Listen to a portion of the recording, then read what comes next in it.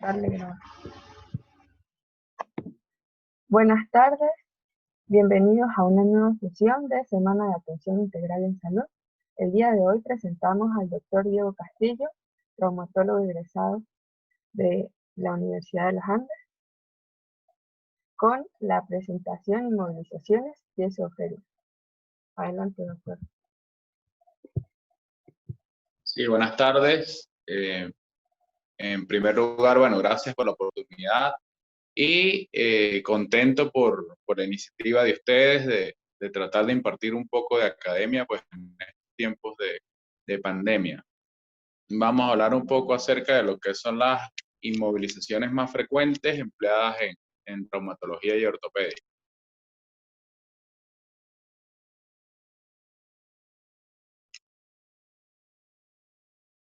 Ok, vamos a ver la presentación.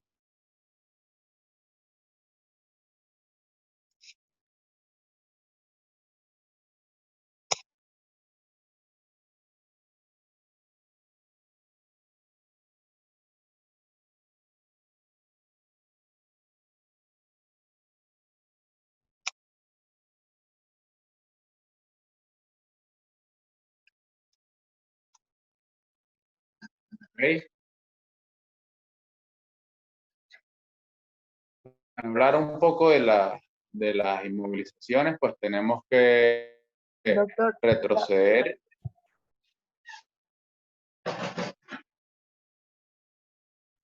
puede comenzar, doctor. Ok, muy bien. Bueno, vamos a hablar un poco acerca de lo que son las inmovilizaciones en traumatología y ortopedia. Y tenemos que ir a un tiempo atrás y recordar que ya desde la época de los egipcios,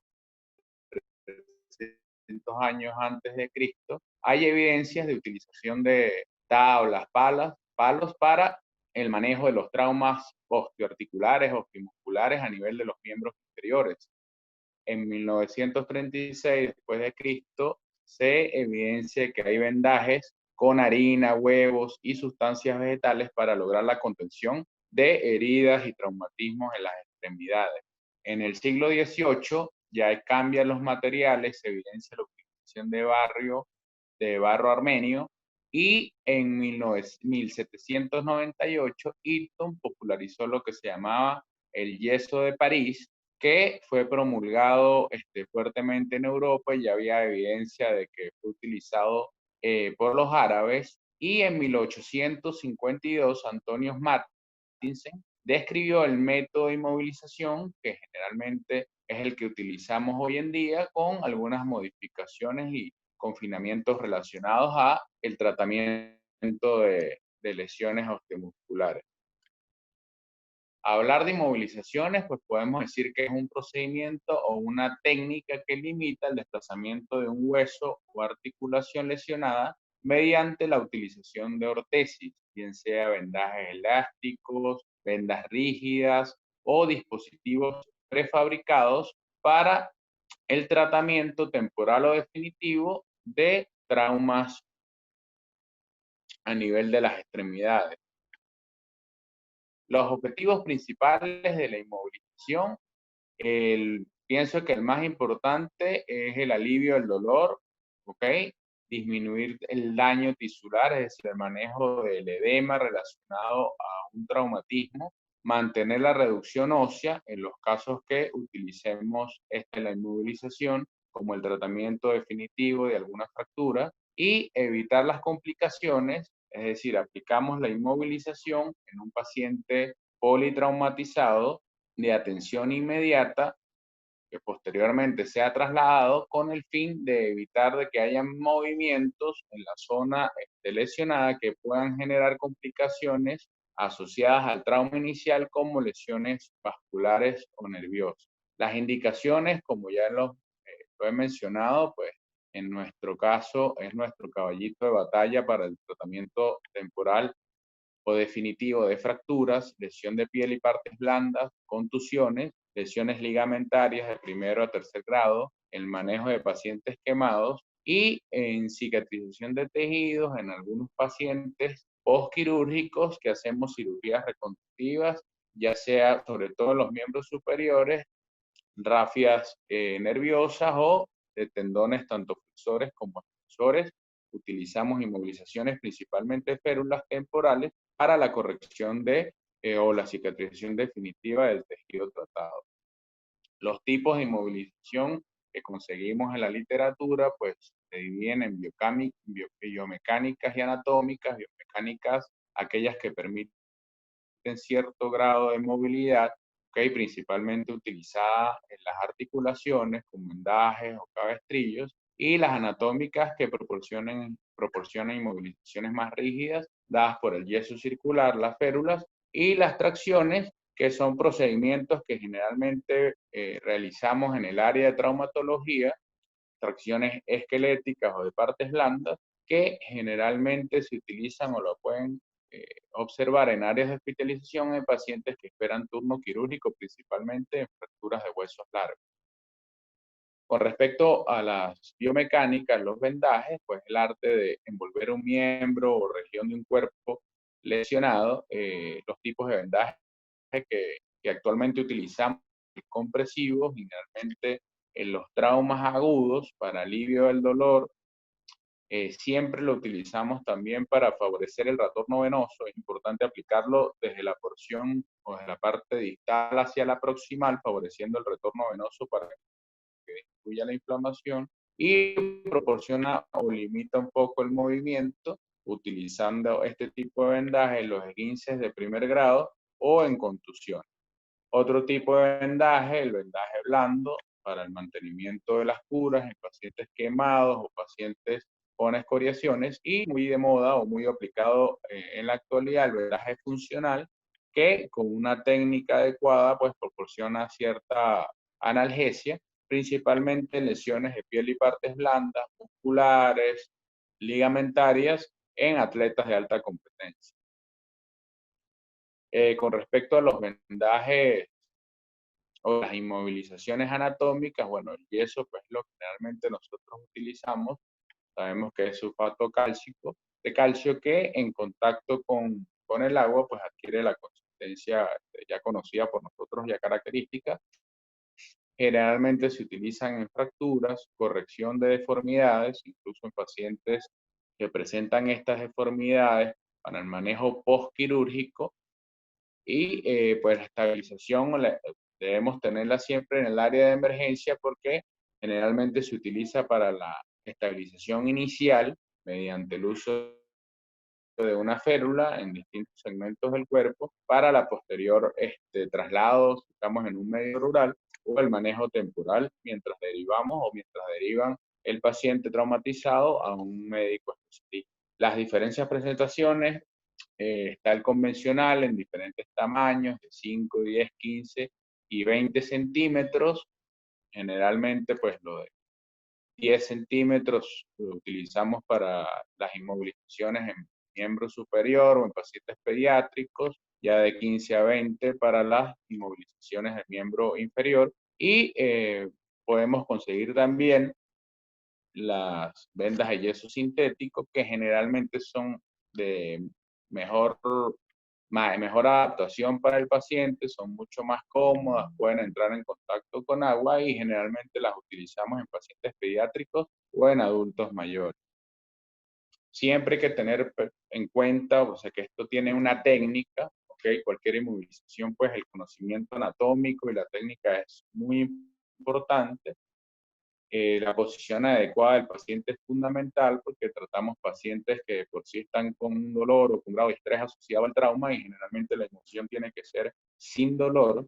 El área que vayamos a inmovilizar con el yeso, con la férula, pues debe ser cubierta con guata, sobre todo en las zonas donde hay las prominencias óseas, debe ser con una adecuada cobertura, aplicar la venda de yeso sumergida en agua tibia para que el fraguado sea más rápido, generalmente 25, 30 grados de temperatura, y esperar el fraguado y haciendo presión en las zonas de apoyo que vayamos a aplicar.